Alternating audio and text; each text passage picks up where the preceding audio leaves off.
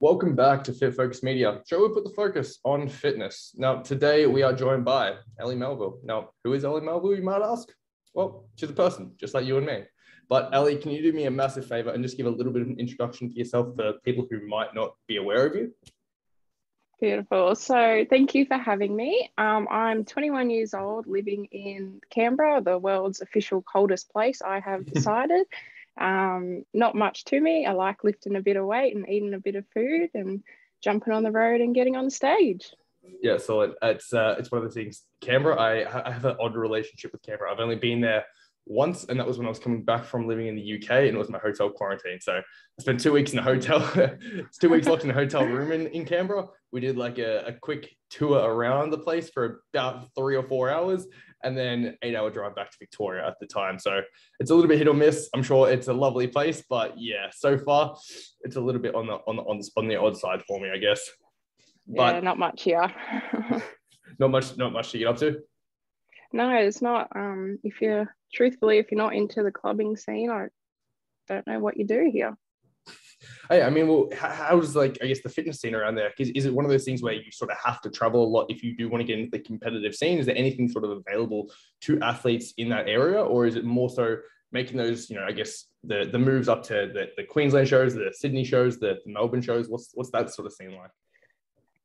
Yeah, so look, the bodybuilding, I suppose, world is kind of slowly developing in Canberra itself. Of course, we don't offer anything like IFBB or that here. So I suppose your first step is ICN. Shows are relatively small, which is unfortunate because it is nice to compete locally and be around where you know more of the people. But yeah, look, it's getting there. Otherwise, the gyms are great here. There's great atmosphere. Everyone's so supportive around here. Everyone knows everyone. The place is just so small. You can't walk into anywhere without knowing someone, someone knowing you. It's good. Yeah. I shouldn't say it's a terrible place. I was going to say it's like a blessing and a curse in that sense, where it's like it is so small town where it's like you do know everyone, but unfortunately because of that, it means that if you want to go for more like competitive fitness scenes and like actual federations, then it's just really not big enough to have the capacity of people for it. So you have to sort of branch out a little bit more from there. But sort of looking into, I guess, lifting itself and getting into the gym, how did you go about, I guess, getting into the fitness industry itself? Okay, so probably about 3 years ago, I stepped foot in a gym. I had zero idea what to do, zero clue. Like, honestly, I could have looked at a dumbbell and gone, what do I do with this? I spent probably the first 12 months doing sit-ups and walking for half an hour on the treadmill. That's nice. It went about as far as that. Hey, you got to start somewhere. Yeah, probably about a year and a half ago is when I finally got into the weights. Started with my first coach locally here and started to understand a bit about nutrition and what it really means to compete. I suppose for anyone that does listen from Canberra and knows me will know that I do not do fruit or veg up until probably about 2 weeks ago. So my diet was that's an odd one. Really? Yeah. That is a really odd one now. Texture. Yeah, can't do it. Like, I'd put any kind of vegetable in my mouth and it would just be gag central. Surprisingly, I love cucumbers, but you got to peel all the skin off or they're not going down. That has got to be one of the strangest food phobias that I've heard in a very long time. But I guess that's strange, but it's also kind of cool at the same time. But so what was, I guess, the intention for you when you started going to the gym? Was it just about, I guess, like getting into fitness? Did you just want to start doing something for the sake of doing something? Like, what was it that pulled you in for that first time and really sort of got you into it? Truthfully, I think it was a bit of a social peer pressure. My friends at the time were all starting to get into it. A bit of body image, I suppose. I had quite athletic looking friends that played a lot of sport. And of course, no veg and a diet of KFC Zinger boxes. I wasn't in the finest form of my life. That is the diet of champions. That one is. Look, I got in there and I did fall in love with it pretty quickly, and I'm glad that passion has stayed. And I wish people would start sooner rather than later. That's all I could wish for. I wish I started sooner rather than later. Yeah, I mean, I suppose it's one of those things like you really don't sort of know, until you try it, and then once you do get into it, it really is a bit of a snowball effect, and you can you kind of just fall into it, and you start learning little bits and pieces about the actual technical side of things. You start seeing little changes happen in your body, and it really just becomes a bit of an addiction at that point. It just becomes a new. It's fun, I mean, I know for me personally, when I first got into the gym, one of the biggest aspects was just meeting a range of new people that I hadn't met before. And we just had this like common interest that was so different from anything else that I'd had before that. And it was like a social event, going to the gym and, doing like deadlifts on a Friday night or something like that. And it was, like a strange thing, but it just felt right at the time. And yeah, I get what you're saying, where once you do get into it, it can just really sort of steamroll, but you have to get yourself in there first for that to actually happen. When it comes that initial first step. When it comes to the like competing side of things though, how about, I guess, like the process for that? Was there a click moment for yourself that you thought, hey, I could actually do this, I could go for this? Or like, what was the process or motive behind that? Because you have recently competed and did an incredibly good job out there. So what was that turning moment for yourself? First season that I had competed, I had just watched a couple of people that I knew all of a sudden see photos of them up on stage, and I'm going, I had no idea. Like, wow, like this is incredible. To see that, people I knew could do this. And I thought, well, why not me? I'd always said to myself, just 5 kilos and I'll be happy. Just drop 5 kilos and I'll be happy. And that was seeing the people that I actually knew get up on stage and do it. I'm like, you know what? I can do it too. Why can't I? If they can do it, I can. Hey, I'm not going to lie, it's one of those things, this whole, focus thing, it all started back when I went back to the ICN show with my friend Ash, who was competing at the time. And it's just seeing everyone out there who was competing, everyone who was so friendly about it, just being around that environment got me back into training again properly. And then, following into the actual like season A shows again, just seeing so many people that were out there having fun, doing well at it. It just gets you back in that like motivated zone to go train, to go stick to your diet, to want to actually do it yourself. It's a really cool, I guess, just environment to be involved in, really, isn't it? It is. It really is. I feel like everyone is so supportive. I personally haven't come across anyone that's been horrible towards the whole fitness industry. Like, everyone's there for the one thing, everyone wants to get fit, everyone wants to lift some big weights, and that's about as far as it goes. If you don't mind me asking, like, when was that first season for yourself? Like, how many times have you actually sort of competed now up to this date? So I've done, what year are we in? 2022. We are. Man, like the last like 2-3 years have just completely skipped by. It's kind of crazy, but 2022 apparently. Wow. So I did season A 2021 here in Canberra. I actually competed in bikini here. Took out the bikini overall, which was just incredible. As a first-time competitor to go on the stage and win an overall, I was shocked. I didn't know how to feel. Went up to nationals that year as well. No placings, wasn't really looked at, which was a bit of a stab in the heart, I suppose, when you do so well coming off a high and then moving to a bigger stage, thinking that, results may follow up there, and not producing was hard. It definitely was hard. But it did kind of set the fire when they turned around and said, we think you're just in the wrong category. I thought, never really thought about that one. Just thought bikini was the way to go. Yeah, I suppose it is one of those things where it is very dependent, especially in the female side of things, because I feel like because there is just so many different categories. It's like every single one of them does have its own specific look, and it really just comes down to finding the one that actually fits your body type, the way that you train, the way that you like to be, and the way like the physique that you can bring to stage. You look at, say, Kate, who we had on last week. She ended up going through like 5 different categories that she was prepping for and posing for, just to find the right one in the end. And like yourself, first time up on stage, end up taking out, overalls and that sort of stuff. So it really does, I guess, just come down to finding that place. And, again, for people who might not be aware, where did you end up finding that place that is perfect for you? So that place that is perfect is now in fitness. I have always been a rather solid looking girl. did think it was a lot of fat at the time, but hey, you peel back those fat layers and there's a bit of muscle there. Turns out you're actually just cranked to the gills.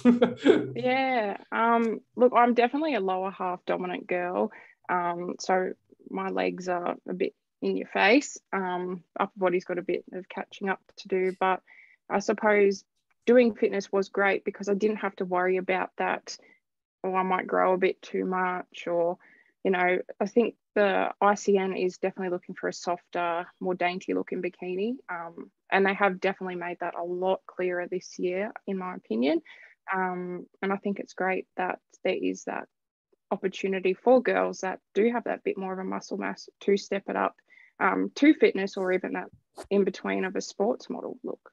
Yeah, definitely. I mean, it's one of those things where having the options available is really, I guess, the ideal situation, the perfect thing, because you want everyone to feel comfortable in the category that they choose to compete in. You want it to be, like there is so many different looks that you can go for that it just doesn't make sense to try and smash it all into one or make people compete, in different categories. So the way they've done it is really good. And it is good that it's like, I guess, becoming very defined. So you can sort of identify what it is that you're going into, who it is you're going up against, and then make that decision as to what would be best for you. And I guess one thing that has, been like really good from ICN that I've been hearing a lot of is they're very good at sort of guiding you towards the category that might be best suited for yourself. So if you are sort of new to competing or new to the industry and you do not know exactly where you'd fit in, you can go to some of the posing workshops, you can have a chat with them, and they'll actually help you sort of find that place that's perfect for yourself. Yeah, definitely. I do reckon ICN is a very supportive community, and they do want, especially the juniors and the first time competitors to feel like they belong somewhere, whether that is in a category or a division that they might do better in. I think it's definitely, yeah, they're pushing for it to make everyone feel supported and included. Yeah, nice. And with that first prep that you did, what was that process actually like for yourself? Like, did there actually end up being like a lot that you had to sort of drop? Like, what was it like going into a prep as far as, getting onto tracking properly, getting onto training properly, getting onto the cardio, seeing your body sort of do those changes? What was that process like for yourself, both doing it as well as, I guess, like, the physical and the mental and the emotional aspect of that, from start to finish? So first prep for 2021 was, look, I kind of take it with a grain of salt, truthfully. How my most recent prep went, it is completely different. I started off that first prep, ended up losing about 15 kilos to get on stage. From day one, we said bikini. I started leaning out and we went, oh, there's a bit of shape there. We're not just straight. So it honestly was every week going into our posing classes here that we had on offer, bikini fitness. What do we do? And it got you're almost like changing categories as you're going down. So it's just like as your body keeps changing, you're like, oh, actually, and then you just got to keep pushing it further and further. It was just incredible. I'm like, oh, do I push a bit harder, get into that fitness conditioning, or do I ease up and stay bikini? And truthfully, the head judge turned around and said, do what you want. And I thought, oh, okay, this is a tough one, but we stuck with bikini because I thought, well, it's the first time, I do think that bikini was probably more achievable for my mindset and knowledge at that point in time. But I am definitely glad that I did make the decision to move up into fitness this season. Yeah. And sort of going through that first prep, were there any massive struggles that you came across or anything that was like super difficult that you weren't expecting? I guess things that might be good to keep an eye out for if you are new to competing, or it is like your first prep you're going into, say for season B this year? Probably the food. So first prep, I did a meal plan. Like I said earlier, a bit of a struggle with food textures for me. So it got to the point where I was kind of eating meals that I'm going, I can't chew this. It's not going down unless I'm swallowing it whole. So I think food is a very touchy one in that sense that you need to either really look at your options of a meal plan or macros. Do advise, if you're not great with tracking food, definitely talk to your coach about it and probably go on that meal plan option, but don't be afraid to talk about foods that you do and don't enjoy, because I think it's tough on the body prepping and the mind. It just makes it that 10 times harder if you're not enjoying the food. Yeah, 100%. And do you still remember what the calorie, I guess, range that you ended up sort of like having to drop to for that first show was? Oh, I believe I went down to about between the local show and competing nationally, I went down to about 1150 calories. Yeah.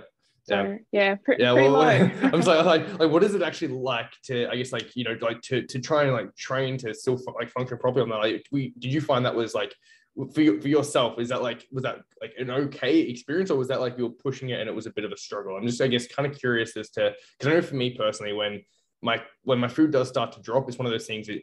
Out of the gate, it's great. Like, you're super energetic about it. You're like, yes, I'm dropping body fat. I'm looking good. This, that, and the other. And then sort of out of nowhere, it just like creeps up on you, and the cravings start hitting you hard. And it's like you have one thing, and it's hard to stop having another thing. And it's just out of nowhere. It's just this massive shift, and you're not feeling like absolute crap around it. And I can only imagine when you're sort of dropping down that low and still trying to function, I guess the impact that could have, potentially. Yeah, I completely agree with you on that. At the start, it's like, wow, yes, make me leaner, keep going, push harder. Yep. And then it really does. It just hits like a ton of bricks, and your energy just goes out the door. Like, unfortunately, it's a thing of prep. You can try and sustain your energy for as long as possible, but it will go. There's no denying it. You'd have to be one lucky person not to lose your energy levels, or at least have them drop during a prep. You're lifting weights, you're doing God knows how many hours of cardio a week, and it's hard. Your body gets really fatigued. There's not much else to it. Yeah, and if you don't mind me asking, so I'm not 100% sure, I guess, on like your background. Like, what do you actually do with yourself? Are you involved in the fitness industry predominantly? Do you work outside of that? Like, wait, what is your, I guess, what sort of schedule are you balancing when you're going into a prep like this? Oh, so at the time, we'll just go office work. I'm an office worker, so it got to days where I'd be sitting in that I was chair gonna at say my that would computer. make it so hard, because your knee would go down like crazy just from not being able to Yeah, move around a lot. it's definitely a funny one that some people look at it as a blessing that I get to sit there and I'm not moving around, and I suppose burning off any kind of energy I had. But then I do miss out on those steps. I'm sitting all day, every day. There's only so many times you can mop and sweep an office floor. There's Yeah, it's like I'll volunteer just anything that involves me getting up and just doing slightly any movement just to stretch my legs out. Let's go. Yeah, honestly, because it gets to the point where your watch goes, it's time to move, and going, oh God, I know, don't remind me. Like, yeah. It's hard, when you're working in an office environment. But I do also feel for people that are prepping, are in quite a physically demanding job, that it's completely different. Like you said, your NEAT expenditure is just completely different.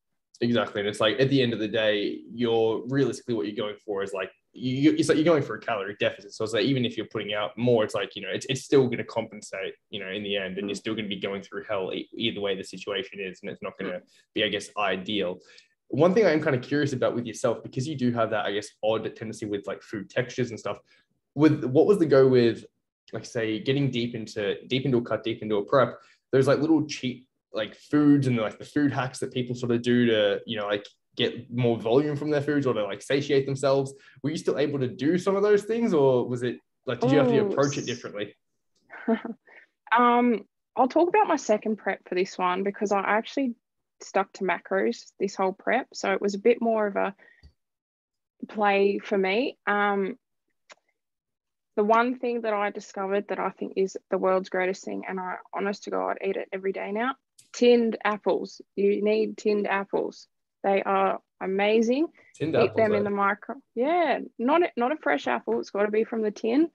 Chuck it in the microwave for a minute, bit of cinnamon, and it's low carb. Put a bit of no fat yogurt. You got yourself a great brekkie there. Man, that actually sounds pretty good. Might have to add that one to the list. I'm just like start like this. I'll start like a cooking book from all the pros that come on, and like just like a guide on how to do it properly. It's like the one tip that you're like, canned apples. That's how you do it. Yeah, well, like I said, vegetables are a no-go for me. So it was hard, trying to have a somewhat voluminous meal with no vegetables. That's a bit of a challenge. I suppose, yes, I ate potato, but we don't do mash, we don't do boiled. It's got to be air fried, and thank you to whoever invented an air fryer, because that is my saving grace, truthfully. Solid. I mean, hey, lately my go-to source of carbs is just me a sweet potato, but I'm lazy as all hell, so I literally just like cut it into little cubes, put it in the microwave for a few minutes, flip it, microwave a few more, and then it's good to go. So see, sweet potato is just like, I would have loved to have sweet potato, because it's got all those macros in it. It's good fiber, which of course, it is a difficult thing to get in your fiber during a prep when your food is so low. I can't do sweet potato. There's something about that texture. It's like I thought that might be a bit and of a the strange inside. one. They're like two different vegetables in one. It's like, make up your mind. Exactly. That's like the best thing about it, because it's like because it is that different texture on the outside, and then you get inside, and it's just like soft and just deliciousness, and get some ketchup on it, and it's just. I did do sweet potato for my first prep in 2021. That, oh God, look, I got it down, but I'm telling you, it was mashed, and then I would put it under the grill and grill it until it was black, that it was burnt and breaking, and no one else would probably eat it that way, but it was the only way I was getting that sweet potato down. That's insane. Like, so, all right, keeping on the food track a little bit there, what was, I guess, your go-to cheat meal coming out of preps? Like, what was that like thing that you were just craving the most after, being in a deficit for so long? Oh, a steak. Do you know how badly this girl wanted a steak? This prep, I actually cut out all red meat towards probably about 6 weeks out. My body was not cooperating with digestion whatsoever, so I made the decision to eliminate red meat, gluten, and dairy due to my coach's recommendations, and it was definitely the best thing for me. But for someone that spent the majority of their life coming home from school, cooking up a T-bone steak and some chips in the oven, it was pretty rough going for a few weeks without a steak. I'm not gonna lie, we keep talking about the food, so it's like cross off the list. I'm actually curious, like are you able to give like a brief overview of what your daily eating actually looks like? Because I'm like, you didn't eat fruits, you didn't eat vegetables, you didn't eat your red meat, didn't eat dairy. What, like, was it just chicken rice and not even the broccoli, or what was the like, you can't even have that one, geez. Chicken rice and apples in a can. Yeah, pretty much. So towards the end, my food was quite basic. Egg whites for brekkie, but you gotta grill them too, because they're so much better grilled rather than fried, scrambled, or anything. What would we have? A protein shake. Yeah. I don't know. It's something about it. They get like this weird skin on them.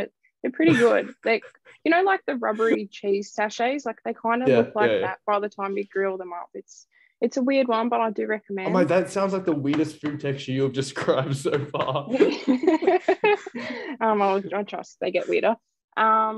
Look, I had a lot of protein shakes purely because I was able to bulk them up with the ice. They taste like water by the end. I'd finished doing that because I'd get the big, 1.5 litre cups and blend it like that with your whole 15 grams of protein.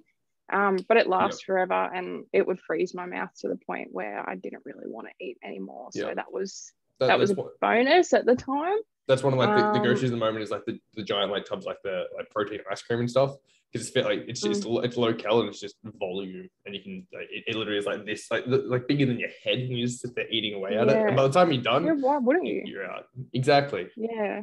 It's like 250 cal for the whole thing. It's great. Yeah, it's the best thing. I did use Xanthan Gum for a lot of my prep. Come probably about 2 months out, we said, see you later, because it's not great for digestion. I was going to say, how'd you go with it? Because that's the biggest issue I get from it, is just bloating like crazy. It's like almost half the reason that you feel full is just because you're actually bloated from it. Definitely. Look, I did try it again the other week after show. I thought, yes, I get a thick protein shake. It's not just going to be like water and ice now. But it just, I just can't deal with being so uncomfortable from it. lucky you if you can digest it well and sit okay, but it wasn't for me. Greatest and worst thing for a prep pack, truthfully. Yeah, it's very hit or miss, and it's also the sad part about it is that you can go from it being a hit to out of nowhere it becomes a miss, and then it's very hard to get back. I remember I had to stop having it. I didn't have to, but I ended up stopped having it for about 6-8 months or so, and then going back to it, I feel a lot better now than how it was. It's like you build up like a tolerance to it, and you just start feeling worse and worse the more you go. One of the other ones that does give people a lot of issues sometimes is like the sugar alcohols. Did you have any struggles with that, like the sugar-free? Yeah. You can't beat a good old Steve's maple syrup on the top of pretty much anything during prep. Steve's. I use Queen's. I think it's Queen's sugar-free. Everyone says Queen's is a bit better for like the digestion side of things. I find it has a funny taste to it. So I like Steve's, but they really got to lower their prices because, you know, $5 is... It's rough when you go through a couple of bottles a week. Hey, that's the only reason I'm still with Queen's, because I look at like the price per 100 and it's just like half the price of everything else. And they have like an apple cinnamon one, which is kind of good too. Maybe I'll add that to the shopping list today then. Yes. So that, I had to cut out because it was a bit funny towards the end. Energy drinks and any sugar-free drinks. Don't do it dirty like that. No, leave them be. Surprisingly, Mother and Monster was the only ones that I could get down without any kind of bloating, but I still eliminated them towards the end. So you actually had a different response to different types of energy drink. Yeah. Something in Monsters and Mothers, don't quote me on the name. I'm not even going to try and think about what the name was. That is a different type of sweetener. Compared to most other drinks. Right. I mean, I know they use sucralose in, like, I'm pretty sure sucralose in Monster, which is like a little less harsh than, say, aspartame, which is what they use in, I think, like Rockstar and like even like Pepsi and things like that. Yeah. We'll see. I was a big Pepsi drinker. Pepsi Max over Coke Zero any day of the week for me. 100%. But it's just got more flavor, and then it's just so much Coke better. Zero is just but it's less carbonated and it tastes better. It's just it is. It's got like that what you'd think of as an American edge to it. You know, the extra sweet, the extra probably not good for you, but it's still extra delicious. That's what pretty much that's what you're saying there. Yeah. But look, Pepsi and me aren't great friends. Anything over that, you know, small cup, it's see you later. I definitely had to, during prep, make the habit of buying cans, because if I'm buying, you know, as much as it's so much cheaper, those big 2-litre bottles, that 2-litre bottle is being drunk in one day. Like it's happening. It's there. It's gone. Yeah, you know? I'm the exact same. It's not same. being put back in the fridge. Yeah. I'm the exact same, because it's like you open it and then you're like, oh well, it's not going to be the same if I don't drink it all, and because it's open, and you just see it there, it's a lot harder to like stop yourself, unfortunately. And then you end up drinking more of it, and then in the end it's like, well, what's the point in doing this to start with? Yeah, exactly. So sort of tying back to the competing scene again, going forward from that first show and coming into, you know, so season A 2022, was there, like, what was the goal for you? Like, did you have a goal going into show? Were you trying to just win? Like, was that the intention, or what was your motives behind that show in particular? I always said pro card was the end goal, but I think as I continued to prep and get closer to shows, you know, you see who's competing, you go, okay, what am I really going to be happy with? I said before I came up to Brisbane and competed in the Brisbane Classic, top 3 I'd be happy with.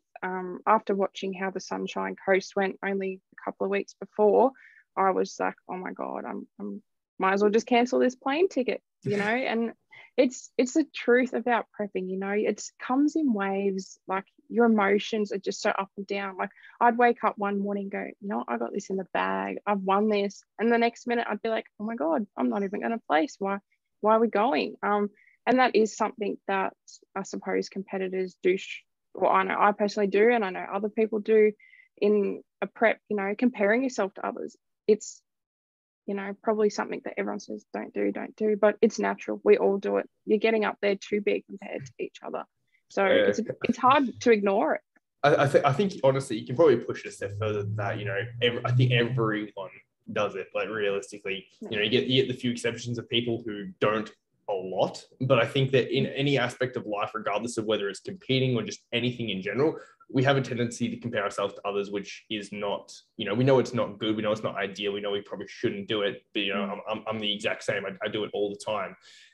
Is there anything that you've found is helpful for sort of, getting out of that headspace or, just like getting yourself back on track or drowning out the noise or just getting back to, I guess, the flow that you're in? Truthfully, I did struggle with the stalking of everyone. Look, I could have told you who I'm competing against and who's their great aunt by the time I was finished. I'd get so wrapped up in it. I'd spend hours and hours looking at people. Best thing, go do cardio. There's nothing better than doing a bit of cardio to clear your head. That Stairmaster, if you've got time to think about anything else while you're on the stairs other than getting off the stairs, then you're not pushing hard enough. Yeah, that's a good point. I guess I'm a massive fan of just like massive incline treadmill, but at least with stairs, like you have to be, if you're not focused on that, you're actually going to eat shit and land straight on your face. Which I've seen happen. It's like which I've seen happen before, and I've almost done it a fair few times myself. It's a good time if you haven't given it a shot before. With I guess going into preps itself, what is training like for yourself? Like, what is the weights, like the set, like the actual, sessions themselves, the cardio, all this sort of jazz? What do you have to do to get yourself into the condition that you brought to stage in season 8? Oh, so for those that don't know, I was coached by Troy Thornton, who is predominantly an IFBB coach. So coming into this world was very different for me. Training structure was completely different. It was all glutes and delts. That was pretty much my split. I did no hammies, no quads, no arms, nothing. I trained glutes 4 days a week and had 2 days of delts with 2 back exercises a week. Wow. Won't work for everyone. Worked for my shape. Like I said earlier, I've always been quite more lower predominant in my quads and hamstrings. So eliminating that wasn't an issue to me at all, because it's always been a funny point for me that I think, oh, my legs are so big, we need the rest to catch up.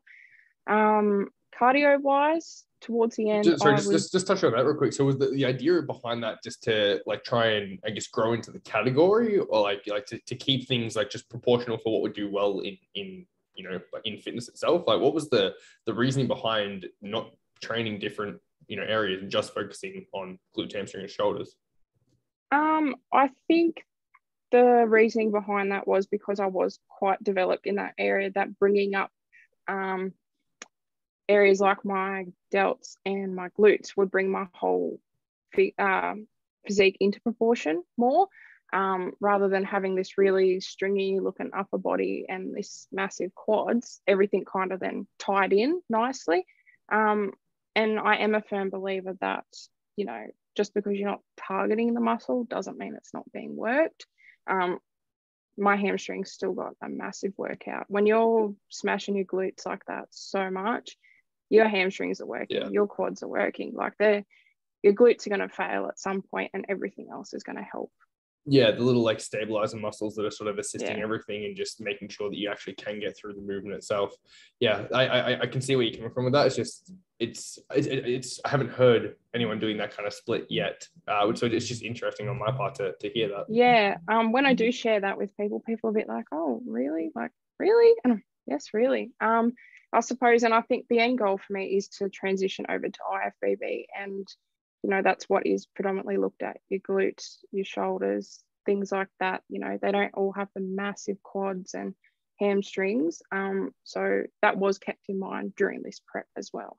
Yeah, I mean that this actually like sparks in memory that the photo that we have of you from up on stage, where it's just glutes, hamstrings, like to be fair, like your lower body, your legs, especially your quads, they're friggin' insane. Like to be completely honest, like you've got very well developed legs, and I think just having like the shoulders sort of come through, it's enough to pull the upper body through and just give you a bit of proportion and really sort of fill into the category that you're going for.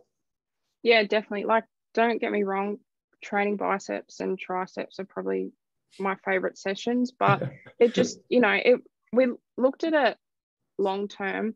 It's fun, but it's not supporting my goal.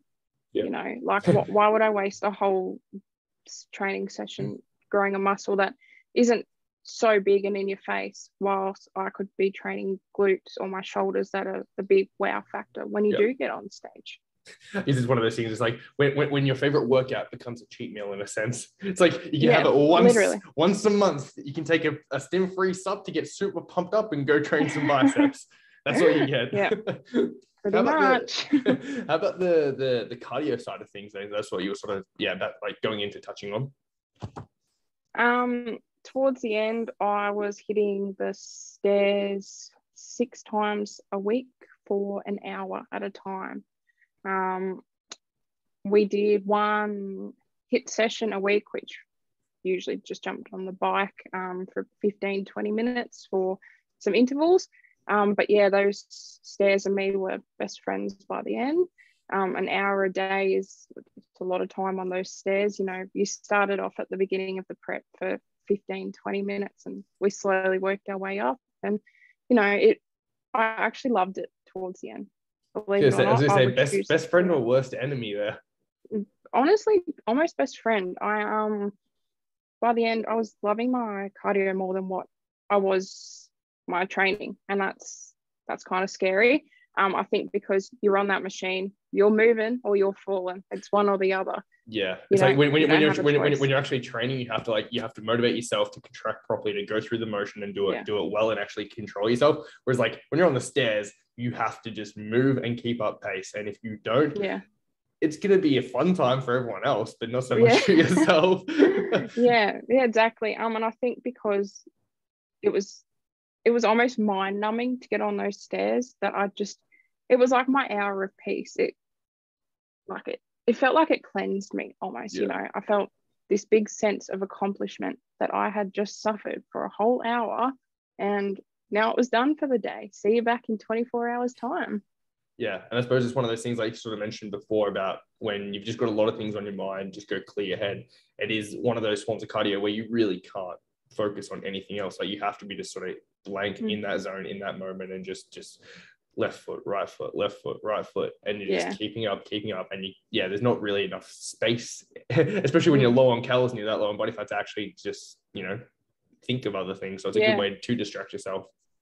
Yeah, definitely. And I don't think the people that have designed Stairmasters realize that some people have big feet, and it is really hard to place your foot on that step when you're moving. Like exactly. Hey, up on your speed toes, and you've got to go fast. Go fast.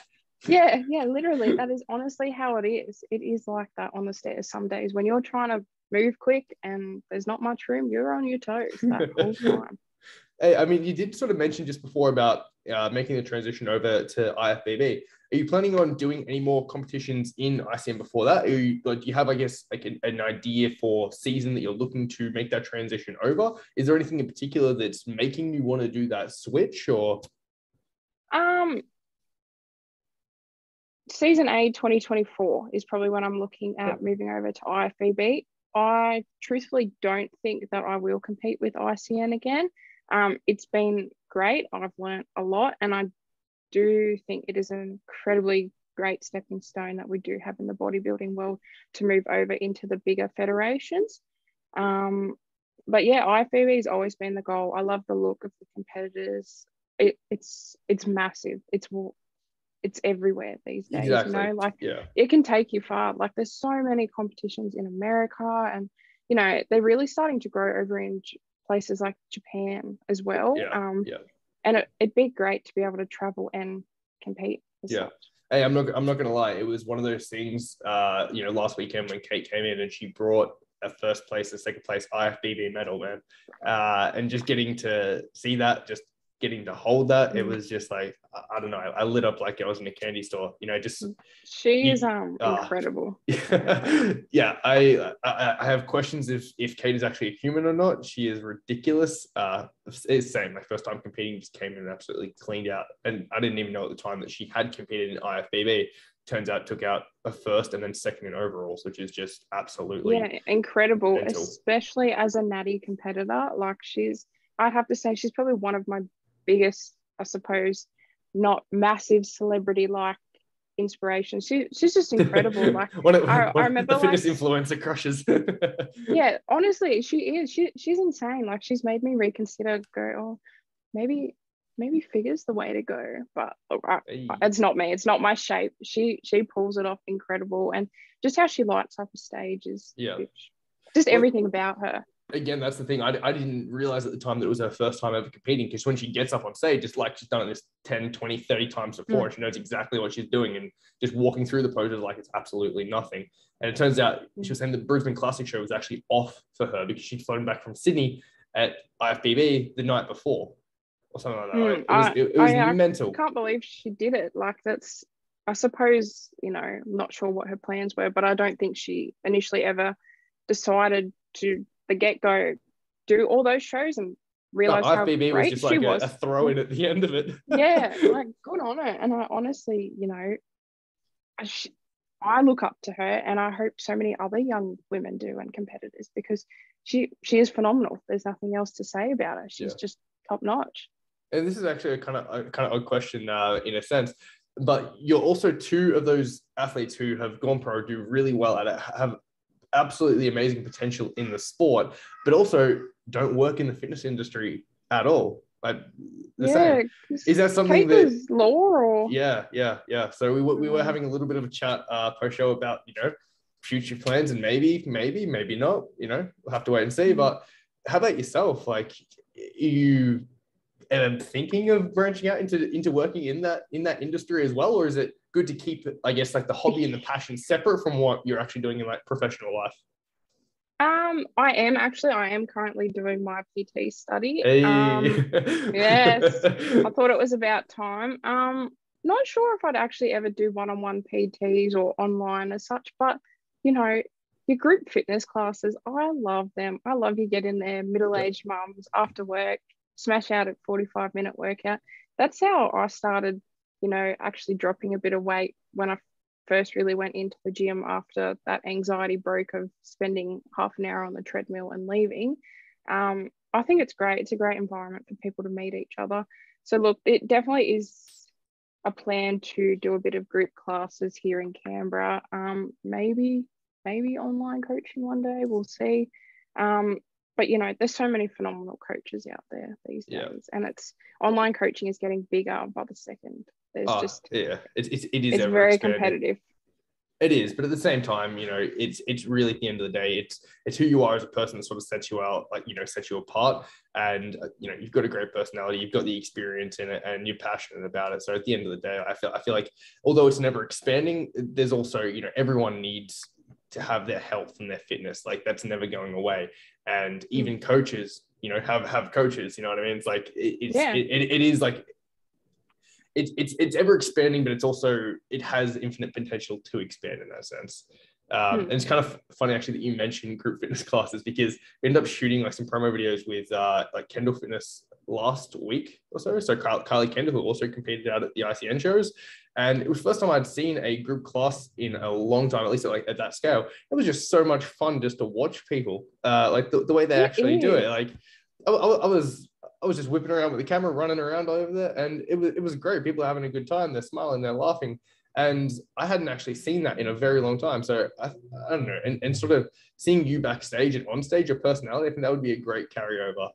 You just seem like the sort of person that would be bubbly as all hell running a class, and people would love you and also hate you at the exact same time, which is, I think, pretty much what you need to be doing that sort of thing. Look, and I think the classes are good because there's no pressure. You show up, you put in what you can. It's not like you have someone standing over the top of you going harder, harder, harder. And I am very passionate about introducing people to the fitness industry, and making them fall in love with it, not hate it. Yep. And I think that's the best spot for me would be group fitness classes, because a lot of people that do participate in them, well, here in Canberra anyway, are almost complete beginners. They've never been in a gym. They've never followed a structured program. So it would be a really good place, I find, to I suppose, share my knowledge and experience, and help people further develop their Yeah, exactly. goals. And I suppose like that's also where you sort of find who that audience is that you're looking to work with. Even if you were to say that you started doing that and you did fall in love with it and you really enjoyed it, well, now you're actually getting to know the sorts of people that make you enjoy it. And that's what sort of, carries over and becomes, I guess, your audience or your target demographic. So I think it's a great place to start, and it just a bit of fun, really. Yeah, it really is. Yeah. One other thing I did want to sort of, I guess, touch base on coming out of prep predominantly, because that is one of the main struggles that I think everyone that I talk to in general who competes or diets falls into is, sure, it might be hell running into a show, but at the end of the day, you can force yourself through it. You can get to the stage. But as soon as the goal is gone and you're no longer, 2 weeks out, 3 weeks out, coming back from that and trying to pull yourself back to a state of normality, a bit of homeostasis, and seeing like the changes happen in your body again.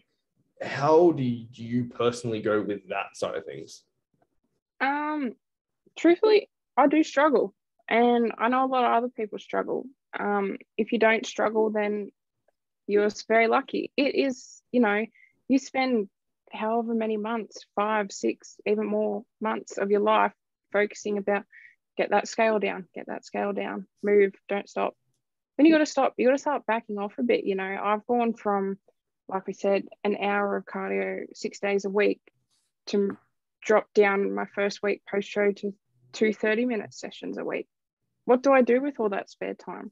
How does the Stairmaster feel without me there? Does it miss me? I miss it.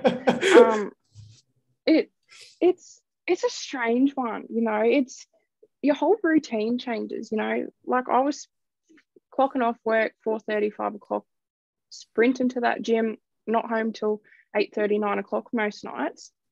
And now what? I finish work and do my training session and I'm home by 6:30, 7 o'clock. Sure. I feel like my life is kind of normal now, but it's different. Not gonna lie, that's actually like a perspective that I hadn't heard before. I hadn't really given much thought to. It's strange. I still feel like every day I'm learning a bit more about what post shows like. I suppose due to doing 3 shows, it did drag out a bit. It was that excitement of a high of one show and then waiting a couple of weeks to get on another one, and then again. It's a long process, and mental health is a big thing to focus on. And I know that my coach currently, it is a big thing we are looking at, what our intentions are in the gym, what are our goals for the day, what do we want to achieve, reviewing our performance, to actually feel like we are still working towards something, because at the end of the day, you are still working towards that next show, whether you're 3 years out or you're going to go again in season B, you're still working towards it. What you do now is going to matter. Yeah. And I mean, even so, like, tying back to the IPV, you said, like season 8, 2024, like to me, that doesn't seem like that far away. Like that is actually, you really don't have a lot of time to sort of, even if you wanted to compete between now and then, like just to get things sort of settled, enjoying training, enjoying the process, having those goals sort of clearly defined and laid out, it time can fly really quickly, and you sort of just want to give yourself enough backing to get ready for that.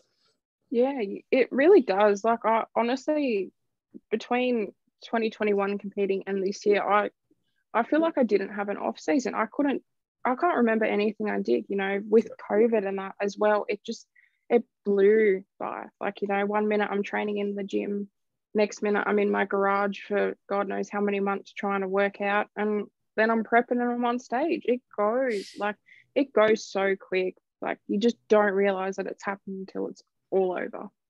It's been a very odd past couple of years, and trying to throw competing in the mix of that.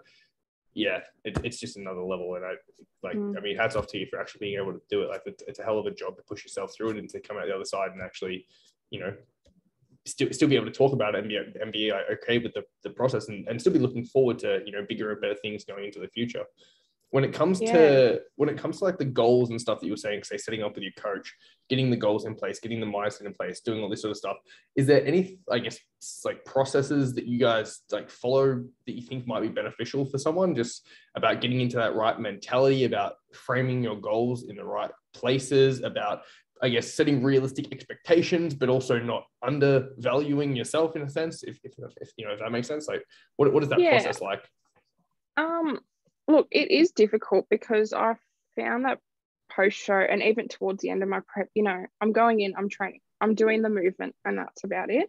It's now taking that step back, going into an improvement season and being able to really have that time and energy and even mentality really to be able to, you know, do more than just the movement, you know, contract that muscle. How does it feel? What can I do to improve it?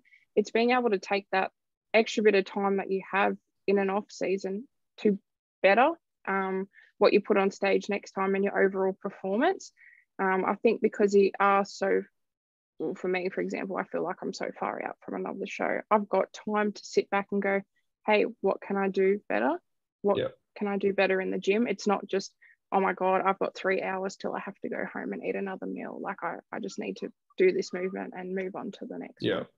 Yeah, you can sort of chill out for a second. It's not, it doesn't have to be so super clockwork anymore. You can just, like enjoy the process a little bit more rather than taking it super seriously 24/7, 7 days a week. You know what I mean? Oh, Jesus, don't you just love it when you have that thought that's like right on the top of your head and then it just completely gone. Brain without the prep. Oh, geez. Oh, that's what it was. I was curious because you know, only going into it, say training shoulders and glutes predominantly, but you say you love upper body, like, and arms. What is the favorite exercise? Oh, favorite exercise. I'm gonna go with a good old seated shoulder press on the machine though. I find that is just, I love that. That is great. Look, I truthfully wish I could say I love training glutes, but I hate it. It is my least favorite body part to train, even though we train it more than anything. But you know, that's the beauty I'm also curious, how do you even train glutes that much? Like, is it just like 30 sets of hip thrusts every other day? Like what other movements do you do? Yeah, so this is something that I've never experienced until I started with my coach, that how many different types of hip thrust variations there are. I just can't believe it. I'm still shocked that he comes up with new ones every time we rewrite a program. Yes, it is a lot of hip thrusts. Most sessions are 3 or 4 different types of hip thrust. Not gonna lie, I didn't even know there was 3 or 4 different types. Like, able to, like, I just thought there was like a little one. bit on that. Yeah, like what are some of those variations? So at the moment, like my training is going back to, I suppose, a bit more volume now that I do have that energy available. Hip thrust wise, you're looking at your classic barbell, Smith machine. We actually use, and I get so many funny looks every time I do it, a lying leg curl, hip thrust with that. Yeah, I have seen a lot of people do that. And then actually, so like, it's a different feeling. It's just a different like weight curve. Like, what's the, I guess, like the reasoning behind? I think it does keep the tension on there a bit more. I find it personally that moving up motion is a lot easier, but coming down is a lot slower for me, and I get more of that contraction, which is almost my lower glute into my hamstrings for that one. Right. So many different types of, I suppose, foot placement variations, tempo, contractions. It's honestly endless. Yeah, I suppose it's one of those things whenever like, because I find that a lot with, say, like hamstrings in particular, is like just changing like your feet a little bit is like a massive, such a massive difference. Like just the angle of that, and it feels like line. Exactly. It's like you go from feeling like you're doing nothing to feeling like you're doing everything to feeling like you're doing 10 different things all at the same time. It's pretty crazy. But I guess like, it's also kind of the cool thing that comes from like training and like doing it for a longer period of time and getting the experience. And one of those things that is really cool about, say, having a coach that has these different experiences, because they just tell you these little tips and tricks that make a massive difference. Like for me, one of the main things is, like, say when I'm doing like a dumbbell curl or whatever, like having my hand on the very inside of the dumbbell, so that way I can turn with my pinky and let the weight actually like pull my hand over more. So that I use like gravity to help rotate my hand. And because of that, you actually get like your bicep to sort of twist more and activate more as you're coming up, rather than sort of curling inwards. It actually kind of like that like light bulb movement. Yeah, when you do have the time to play around, you know, everyone's built differently. Like, you know, genetically, we're all made differently. So some things work for some people and some don't. And that is the greatest thing about an off season, is that I have that time now to play around and, you know, actually get to know yourself a little bit better. Yeah, what works for me, what doesn't, you know, and that's something that my coach is very big on, you know. Review your performance. Does it work for you? If it doesn't, let me know. We'll find what works for you, because one thing might work great for someone and, you know, doesn't work great for another person. And you mentioned that your coach is predominantly in IFBB coach. How did you actually go about finding your coach, and like actually getting them to you know, to step out of the, I guess, like their general area? So I'd been a big listener of Troy's podcasts for many, many months. And every time that I had a fitness related question, I would message Troy on Instagram. Hey, Troy, should I be doing this? Hey, Troy, should I be doing that? And I love that he offers that. And he's, you know, not paying him a cent, and he's not my coach or nothing, but he offers that. He's such a great guy. Like, he just offers so much knowledge and wants everyone to succeed. I was with another coach between my 2021 and 2022 season, just doing a bit of this, bit of that. And I thought, hang on a second, I'm paying this guy, but I asked Troy everything. Why am I not being coached by this? Really grateful to have the opportunity to be coached by Troy, and I do so highly recommend him. I will never go elsewhere. He is phenomenal. Not for everyone, but his tough love is just exactly what I need. And his knowledge and passion for the sport is just phenomenal. Like, you won't get a better working guy. Like, he's just, you know, up at God knows what hour with support, with answers to your questions. You know, he's phenomenal. Yeah, and at the end of the day, I guess that's really what you need, is someone that you can relate to, someone that you can trust, someone that you just, you know, someone that you have faith is going to be there when it's, you know, like early morning or late night and you're struggling because, you know, you're on locales and like something's just come up in your life and you're freaking the hell out and you just need a little bit of assistance with it. Yeah, I think that's probably like the main thing when it actually comes to a coach, is just finding someone that you trust and relate to. Yeah, exactly. You know, Troy's not for everyone. For me, great, perfect. If he works for you, lucky you. Because his knowledge and expertise in the industry is just great. You know, like, I never would have expected him to jump on a plane and come and watch me compete. You know, a guy that jumps on a plane to watch one competitor, that says a lot about him. That's pretty cool. It says a lot about him as a coach. I'm very, very grateful to work with him. That is pretty cool. How about favorite pose? Oh, I do like the side pose. I do like a side pose. You know, everyone probably would think your rear shot, but man, that hurts your back too much. You can't like it. It hurts too much. Is that kind of like the side pose, like the photo that we had of you, where it's like, you know, like the diamond, where it's like leaning back, like side looking down? Yeah, that's that almost like mid transition. Yeah, that's I do enjoy that.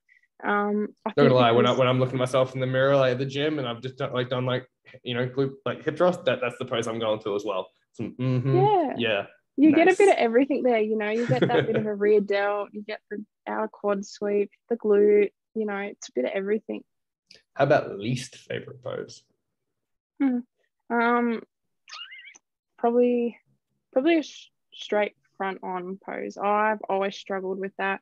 I ended up changing mine about a week and a half out from show, because it wasn't me. I still don't think I've found my front pose. Hopefully will sometime in the next 12 months, but I think it's a very hard one to get. Truthfully, I struggle with lat activation, and that was my biggest fear being a fitness competitor.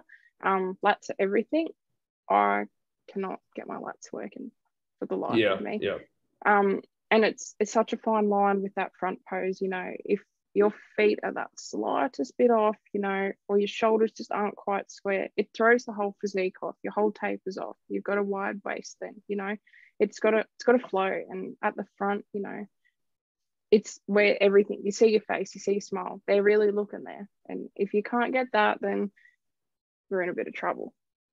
Yeah.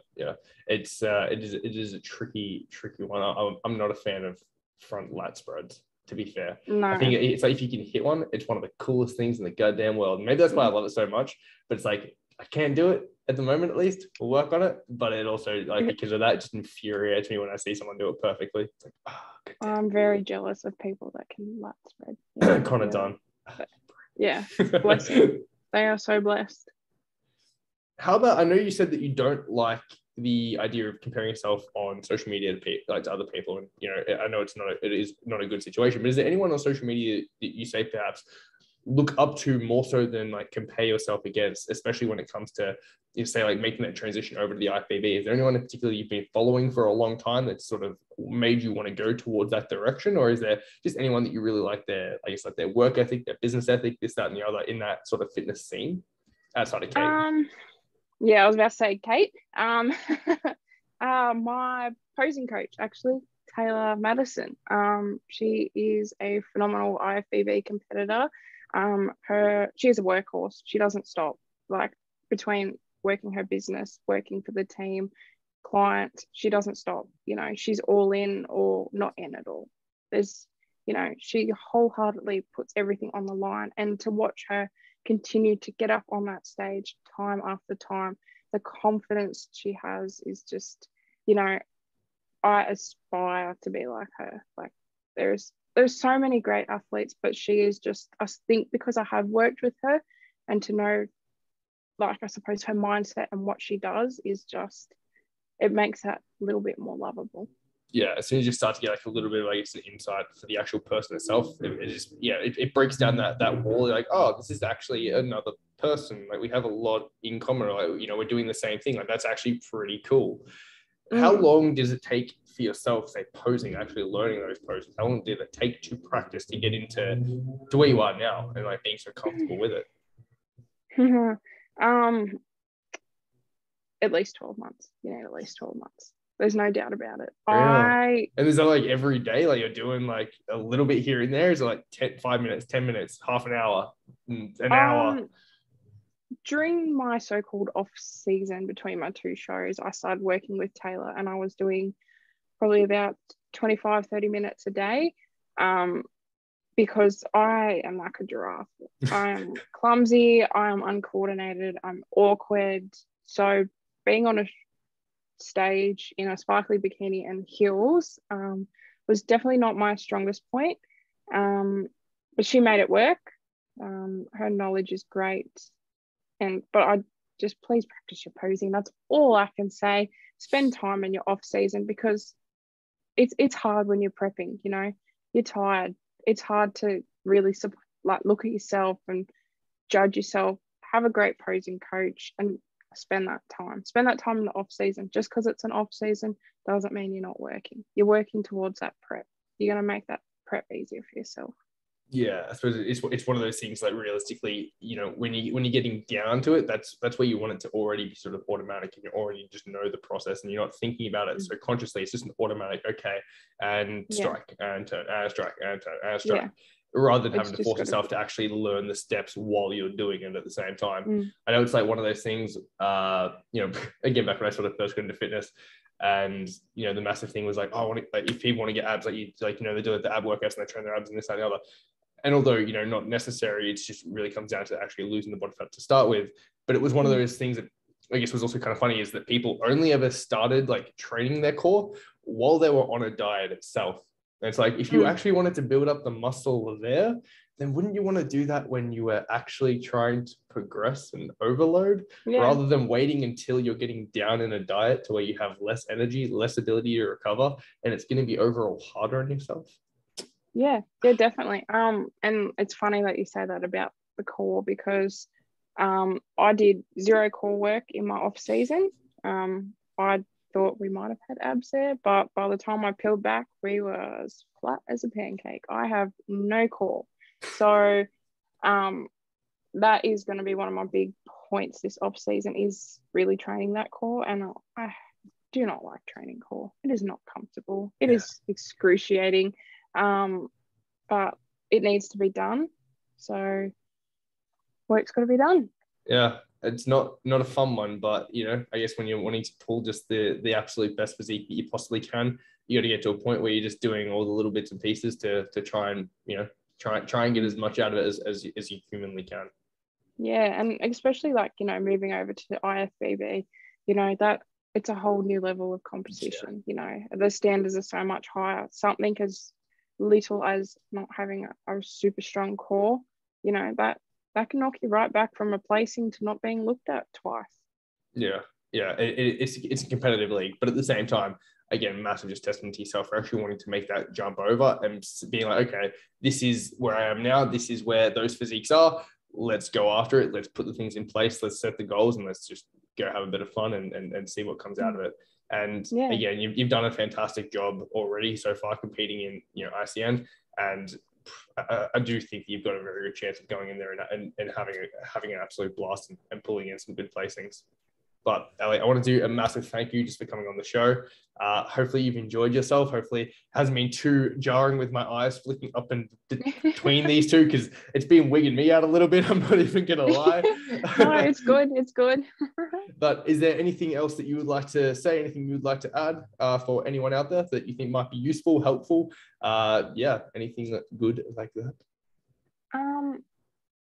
If you're thinking about competing, go for it. You'll never regret it. Honestly, it's changed my life. I feel like I have a purpose now. I found my calling. It makes me excited to wake up every day and to have a goal, not just feel like I'm a hamster on a wheel every day. It's lovely. It's a great industry. The community is always supportive. If you're worried about it, don't be, because there's nothing to be worried about. Go for it. Go for what you want. No, I think that's a great message. You need to just put yourself out there every once in a while, and if you're feeling something, just go for it. Have a bit of fun, have a bit of faith in yourself, and give it a shot. See what happens. You'll be surprised how far you can take yourself. It's crazy what you can put yourself through if you actually set your mind to it and keep working towards it. It's like understanding you're probably going to have some setbacks here and there, and it's probably going to suck a lot of the time, but at the end of the day, it's a process, and if you work your way through it, you'll feel fantastic about it coming out the other side and knowing that you've actually done something that was so hard that not many people can do, and that you felt so just taxed by. So but no, thank you once again, Ellie, for coming on. It's been an absolute pleasure talking to you. It was actually awesome to see you up on stage as well. You did a fantastic job. Super happy that we were able to get some really nice shots of you up there. But if you have enjoyed watching this show, please do feel free to give it a like, a comment, a subscribe, all that sort of good jazz. Let us know who you'd actually want us to talk to in the future. If you have any questions for us or for Ellie, please do also feel free to drop them. We'll be sure to help out and answer those. But thank you for watching. Have a good one.